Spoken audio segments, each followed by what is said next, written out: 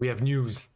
For all of you that didn't see my previous video, let me sum up some informations.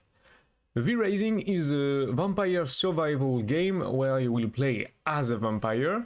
You will have to fight to become the supreme vampire. You will be able to drink the blood of humans. You will be able to build an entire castle and build an army too. You will have vampire servants.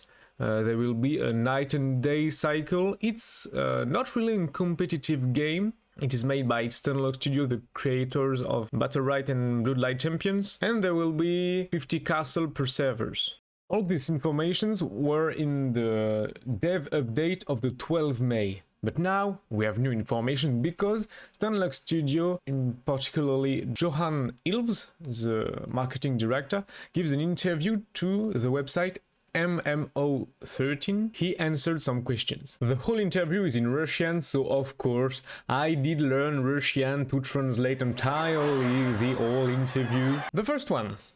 Does the game have a storyline and quests? Apparently, as they say, V-Rising, like most survival games, is more about player story and not a story-driven game. Apparently, they gave a beginning of a storyline in the trailer, but we will not have a really big quest as a Skyrim game. Second question. How is character progression implemented? Will skills improve with use or with level? Apparently, the player will unlock new technologies and equipment in the castle, and by upgrading the castle, they will be able to unlock more.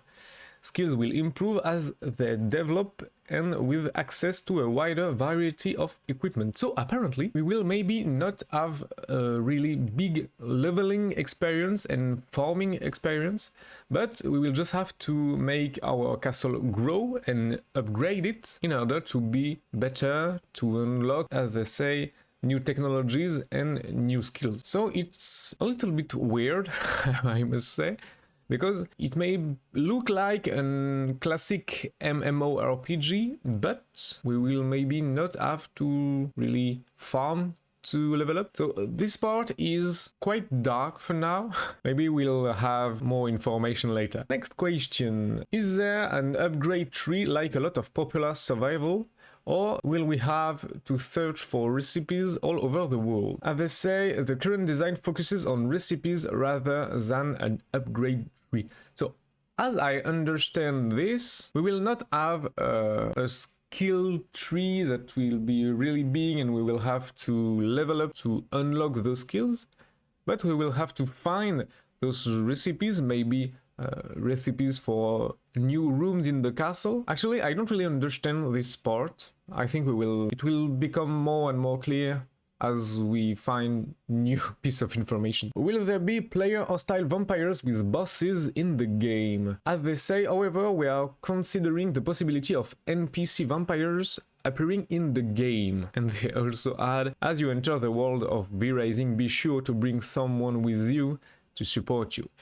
So apparently, even if most of the vampires that you will meet will be players, there is still a possibility to meet NPC vampires. They don't really explore the bosses part of the question, but apparently maybe we can be under attack of NPC character, or maybe we can befriend them. They don't say if those NPC vampires will be ally or enemies, so there are opportunities. Next question, will it be able to contact NPCs or not just drink their blood, for example for trading? The answer is humans and vampires are like cats and dogs in V-Rising, so all human NPCs are likely to be hostile. You will have to be always on your guard. Do the mechanics of the game make it possible to feed on the blood of not only humans but also animals? And apparently, yeah! In the current project you feed on humans, but there will also be emergency supplies in the form of little rats that you will be able to eat, apparently. I think it will be like junk food, for example. In V-Rising, when you drink blood of humans, you will have some kind of boost. For example, if you take the blood of a warrior, you will have some physical damage boost, and I think for the rats, maybe there is no boost or maybe a debuff or something like this. For the next question, are there any dungeon plane in the game, or will all of the main enemies be in the open world? And V-Rising offers an open and transparent world where you can move freely between regions and different zones. And yes, there will be dungeon to explore! Finally! So, I think if there is some dungeons, there will be bosses. I assume there will be bosses. Next question, could you open the curtain and tell us about the size and location of the game world? As I said in my previous video, there will be at least 50 castles per servers. Every castle can hold 1 to 4 players. And as I say, we are creating a huge world with different regions, and the largest part of the map are forest, farmland, but more will be revealed later. So it will be a really huge map apparently. And for the final question, will the player be able to abandon the usual vampire lifestyle and become a peaceful vampire farmer?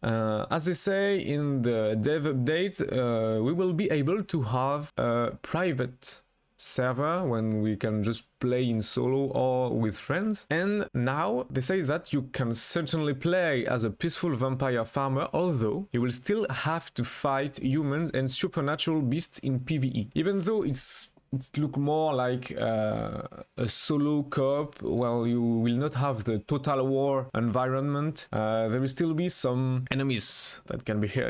The game will not turn into Stardew Valley.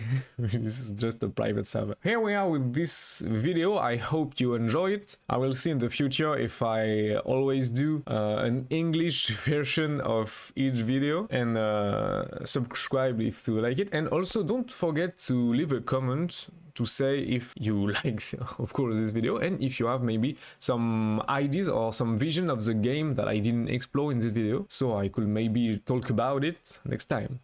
So, see you there!